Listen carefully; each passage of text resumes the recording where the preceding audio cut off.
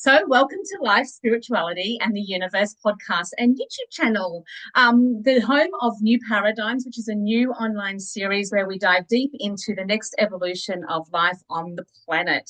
So, join me, Eibrink Jansen, as I sit down with spiritual leaders, visionaries, and practitioners to explore bold new concepts and ideas, untapped possibilities, and cutting edge insights into our next levels of expanded consciousness.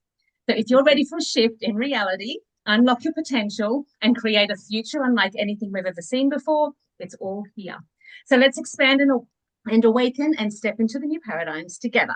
So I'd like to introduce my very good friend, Natalie McIvor. Hi, Nat. Hi, how you going? Very well, thank you. So I'm very, very lucky to have Natalie as one of my very, very good friends. We've been friends now for probably nearly 15 years. Mhm. But let me explain a little bit more about you. Natalie is we're so proud of her because she's just won the best retreat facilitator for Thank you. 2024 at the Spiritual Leaders Award recently, which, of course she won, but, it's always just lovely to get that confirmation. Mm. Yeah, it was a real honor.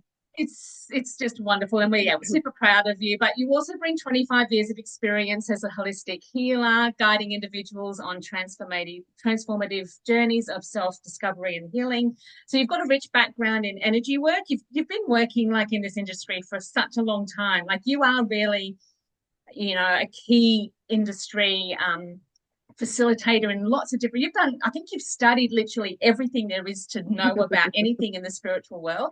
You've done all the shamanic practices, your intuitive wisdom, and offering unique approach to wellness through personalized retreats, one-on-one mentoring, and group facilitation, with a varied accredited training programs. Like literally we could go on forever about you, but this is all about the new paradigms and Mm. you and I talking a little bit more around what we're both getting around what's coming, because everyone can feel that something's coming, and Mm. it's really good for, especially because it's very hard to put into words what it is. We can all Mm. feel it.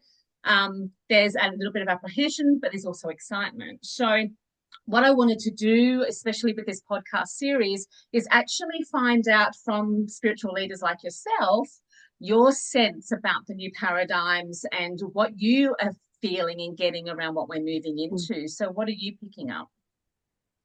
I'm excited. I'm excited. The last couple of years have been really hard to read. They've been back in struggle, back in doing, back in trying to figure out the answer and then step back and make plans to try and control how it's all going to show up. And that has been required. We have had to do a lot of changes. People have had to, think about moving or selling or renovating or upgrading or renting out or leaving a job, starting a job. There's been a lot of movement in the last couple of years.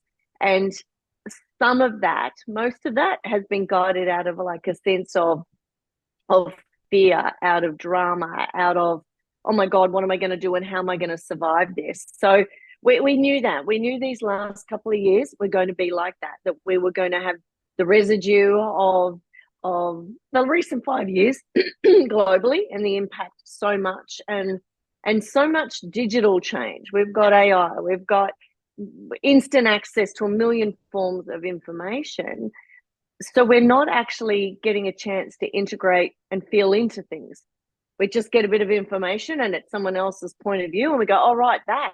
And then, oh, that and that. So it's been this kind of like very hard to get your feet into it. So we've been in our head a lot. We've been in our masculine, we've been in our doing, and we needed to do that.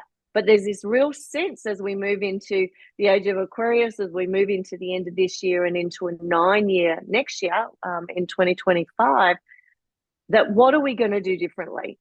What are we going to create differently? What if we can step out of the fear and the struggle and the survival and get back to those ancient practices of being present, of switching off our devices that, 20, 30 years ago, we would never even been saying this to each other. Yeah. Spending more time outside, more time being present with you, and more time using tools, whichever they may be to you, yoga, meditation, healing, whatever and however, because there's so much now which is brilliant, but processes and tools that you just quiet, you settle, you just sit in a space of no judgment. You don't have to have the answers, but what are we going to do to activate ourselves back into feeling beings, into the feminine?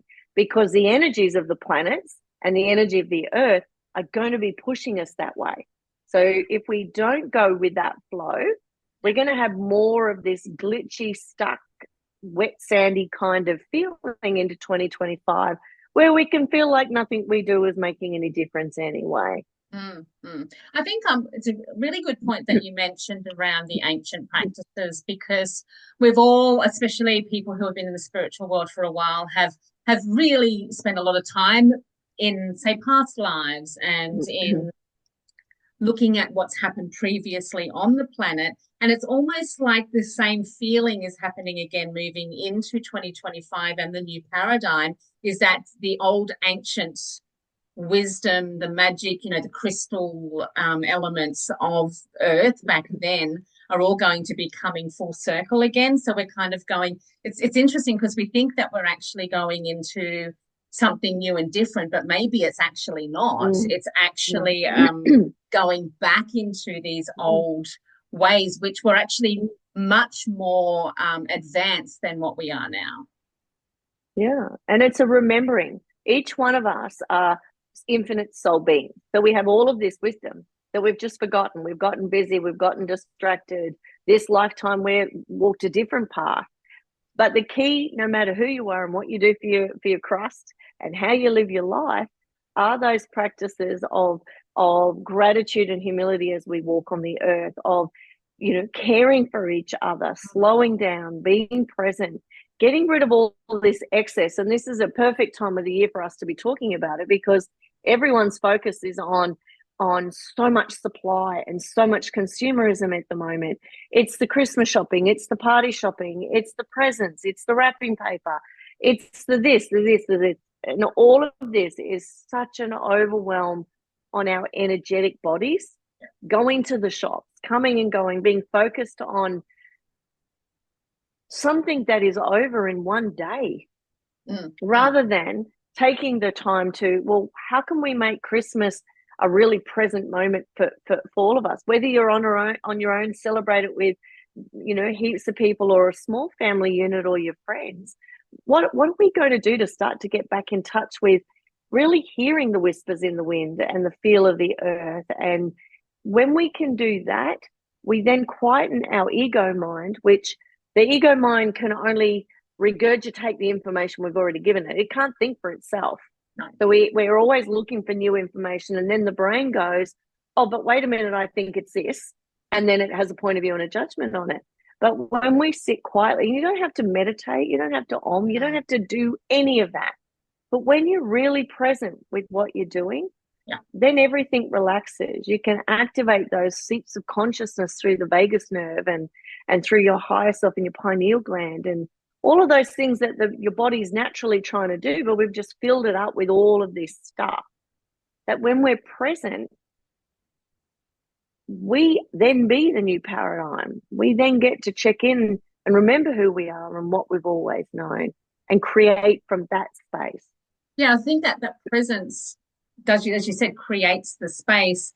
I often use the phrase the nothing. So you can actually create something from the nothing, but you can't actually be creating something from the past. You have to actually be in that space and allow that to come through. I think a lot of people don't really understand what it means to be present, but also that they don't really know what they're meant to be doing. So again, if you look at things like Christmas and so forth, and so they're just literally doing what they've always done. And that, I guess you said, that's the biggest part of moving into the new paradigm, is that we're going to be doing something different. So the way, I think the way people know how they're actually not doing what they're meant to be doing and staying in the, let's call it the old paradigms, is how they feel. So I love how you use that word overwhelm, because overwhelm is definitely the feeling someone will have if they're not in their soul wisdom, if they're not in the present, or that sort of thing. I've just got a call from a client who has, some things going on. And it's like, there's a simple answer to all of that. And it is presence. Like, be right here, be right now. And then being in that space, it does actually open up that place for the new. But I think, our feelings have actually been treated differently. Let's just call it in the old paradigm, because feelings are things that people don't want to feel. But they're actually a guide to if you're actually in a place where, again, you're either in the old paradigm, in the ego, in the thinking, all that sort of thing, or if you're in the presence, in the new, in that soul wisdom, there's that big difference. And so this is where I think, moving into the new paradigm, everyone has that emotional sense and that wisdom to know that the difference between the two. Yeah, and people as human beings, we're all motivated by more. We want to be more, we want to offer more, we want to give more, we want to grow more. That's why the spiritual industry is a thriving industry. And next year we are going to see this industry in particular explode. So that also means those of you listening to this who are already in this industry, trained in it, working amongst it, or having any sort of business where you are really authentic and in integrity for the greater community, the contribution to everyone, not just what's in it for me. It's so important that you take your place in this new paradigm. You take your place. And I witnessed this at those awards that I was recently at, a room full of incredible people doing incredible work. But everywhere, amongst every industry, there are people who are not in line with that.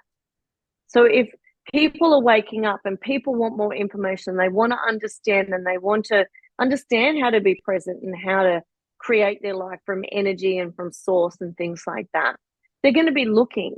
And if you beautiful, authentic people are hiding, thinking you're not good enough, I can't do a live, I can't let people see me, who am I to think I know how to do anything? Those beautiful people who need your authenticity and your soul and your truth are going to see the shiny, bright ones that maybe aren't offering just as much authenticity as they really could. So we're going to see a lot of that as well. We're going to see a big explosion in people wanting to live their life like this, no matter whether they're mechanics or butchers or healers, whatever they are. Those of you in this industry, please shine your light brighter so that people have a choice, and they then will learn to choose from what it feels like, from what you feel like, what your energy feels like. We don't need any more snake charmers or medicine. What are those people who used to go around with the tonics in the old days? Those snake medicine people, and they swindlers, hair and things like that.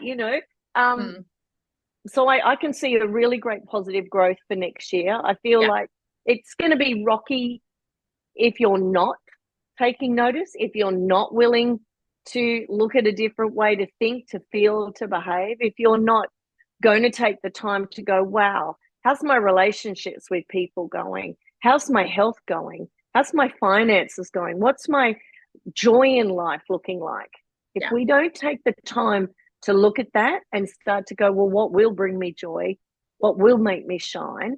Where will I feel the most loved and nurtured? You're going to get more of what we've had in the last few years. Well, and that's the facilitator, right? So this is where I think, and what I've been shown about the new paradigm is when the facilitator turns up, as in the hard times or the rocky situations or whatever. Our first reaction is, I need to fix or change this. But what I found with new paradigms, and this is where I explain, and this is actually where this concept has come from, because I've done paradigm shift work for years, is that when you're operating on the same paradigm, you're just going to be operating in the same frequency and vibration, whether you want it or don't want it, right? So say, for example, you say, I don't want to attract narcissists, or I don't want something, so they think I'm going to go for someone who's different to that. The thing is, it's always within you that you don't want it. And so again, it's operating on the same frequency and vibration. A paradigm shift is literally not operating from not wanting one or having one, or wanting someone else. It's like, what is this different information that takes me out of that paradigm? And so, like what you're saying, I think the easiest way, it's been the easiest way for me to move into the new paradigm, is to recognize that anything that's not feeling good is old paradigm. And you can literally say, again, like if you look at people who do have a lot of gifts to offer the world and are meant to be shining their light and doing that, if they've got something holding them back, they can literally say, that's the old paradigm that's holding me back, whatever, you know, condition, program, ego, whatever is there, because that doesn't exist in the new. No. And this quick, you know, 25 years ago when I started to learn different modalities, I was like, oh, great. So it should just be like this. Oh, no, it's not like that. You always knew it could be that quick, but it is that quick now. Yeah. And it is. It says we don't have to analyze. We don't have to trigger our trauma all the time to try and let go of that. We can go, hey, I'm not doing that anymore. Like if you have a red spotted dress and it's tight and got rips in it and you don't feel good wearing it, you don't keep putting it on and try to make yourself like it. You go, you know what? I don't want that dress anymore. Moving on. Can I have a blue dress that's not ripped and fits me properly?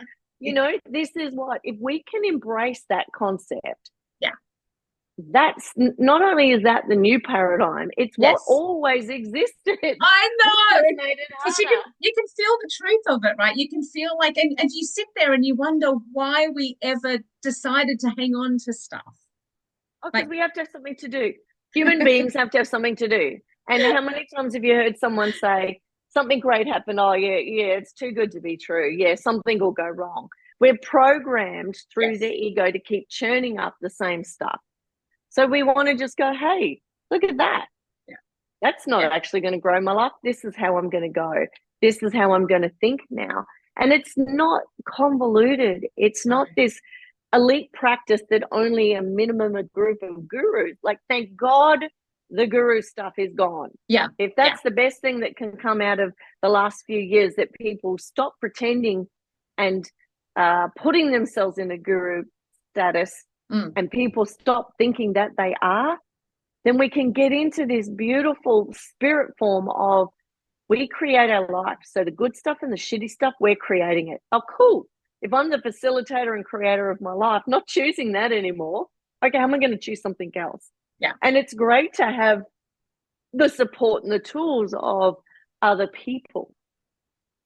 But we have the opportunity in this new paradigm to start to be present, to sit in the void, to ask ourselves the questions, get our own answers, and create our life from the authenticity of us, not trying to replicate, mimic, or figure out how to do it based on how someone else has done it. I think that's the one thing I'm noticing too with moving into the new paradigm is the messages that are coming out are not different to what everyone's getting. Everyone is receiving this wisdom, whether it comes through as an idea or a download or an insight or whatever. We're moving out of this one person knows into we all know, and we're all receiving these ideas which we're all agreeing feels like the truth. And so for me particularly, I'm like, well, if everyone's talking about the same thing, this is showing that this is a collective experience that we're all having. So what else can we do with this collective experience together? And this is where we are, like I've been showing, we do actually have the power as a collective to, I mean, the power is in the numbers. So when we're all doing these things the consciousness together, of the planet's changed so much. Yeah. You know, think back to 25 years ago.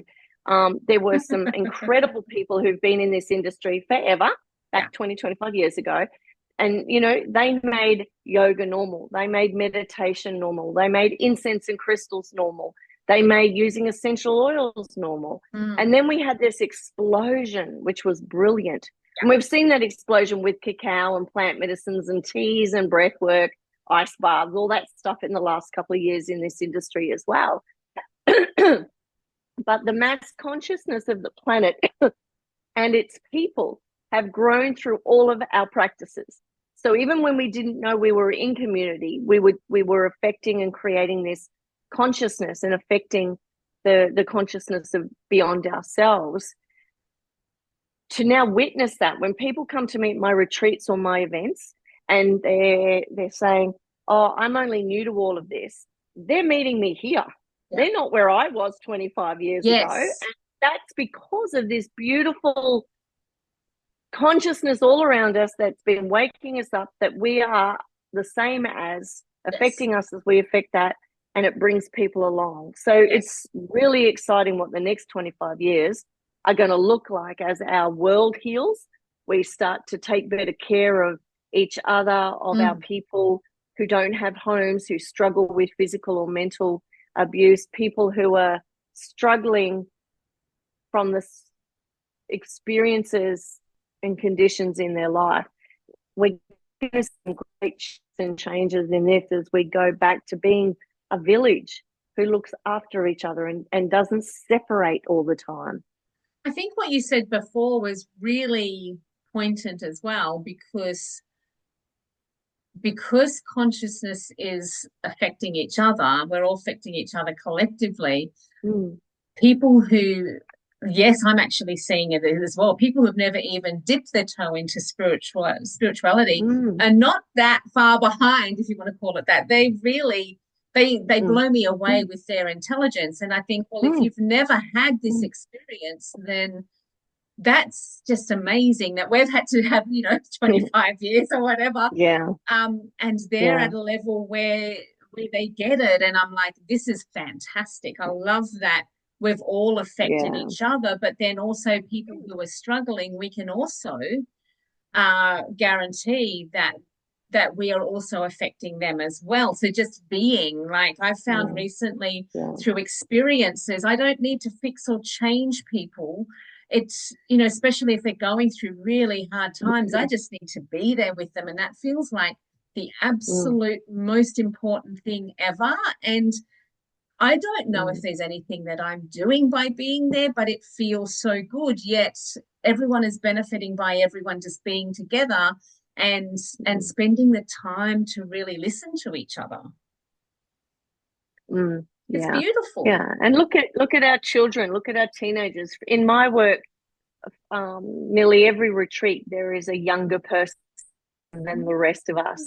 And to witness these maiden bodies with such chrome wisdom, I'm just in awe. It's like, it's just so beautiful. And for these younger women to have villages of older women to learn from and be part of, because that kind of teenage to 30 in my work, women have been showing up consistently as feeling very different from their friends, very different from what their friends' lifestyle choices are or choices in particular are, and they're floundering because they love their friends, but that's not the life that they want. They know there's more. We know there's more. So creating groups and events and things where people can come together supports that community, because your family and your friends may not be that.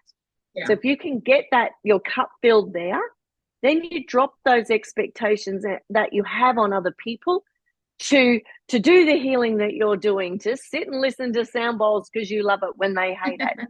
You created another tribe where it's whole family. Neither is better. Neither is better or not better than the other.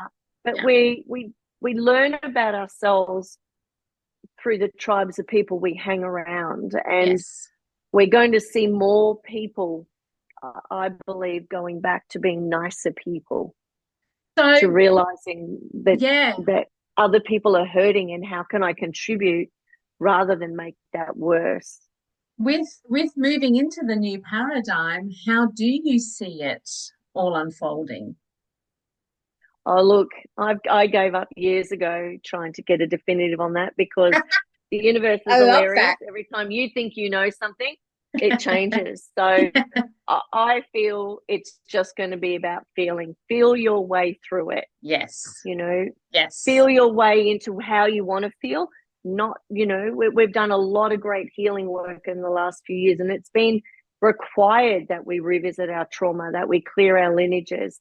But now can we do that gently? In my retreats, we do massive ancestral and DNA healing and clearings and repair work, but we do it joyfully and we do it gently, because we don't want to be creating a trauma to access the trauma, to then have more trauma, then to go back again. We're just round and round. Yeah. What if it can be, like they said in the 60s, that all you need is love? What if it can be that you just need to treat each other as you would like to be treated yourself? Yeah. What if we just simplified? What if we allowed ourselves to be bored, particularly children? Let them be bored. Turn off their devices. Turn off everything. If they come to the park and they're sulking in the corner, they will eventually stop. Yeah. They will eventually stop. Well, the but boredom, show your children the gift of that as well.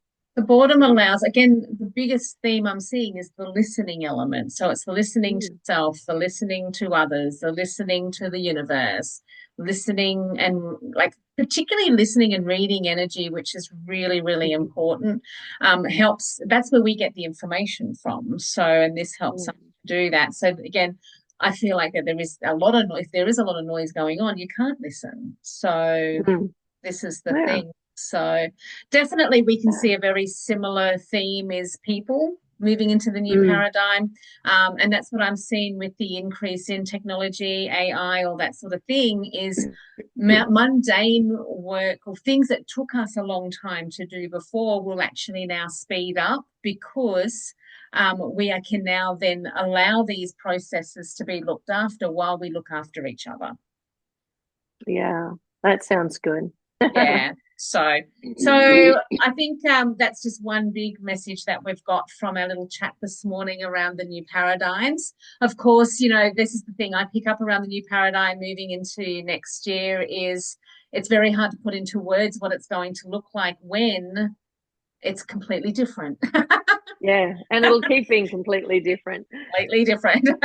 So thank you for joining me today. I will put all your links and everything else for everyone to find you, because every time I even talked to a friend about you the other day, and then they said, oh, I'm going to the WA retreat. I'm like, I didn't even tell you that. But I'm like, oh, wow, everyone loves Natalie. She came to my recent workshop in Queensland, and everyone wanted to know more about Natalie because she's awesome. So I'm so happy to share you with the world. And I'm so very, very blessed to have you as a very dear friend. Looking forward to seeing you over Christmas when you come over to visit, and maybe we can do another live chat together on whatever else comes through. So thank you for joining me. Thank you. And let's keep the conversation going. Thanks so much. See you soon. Take care. Bye.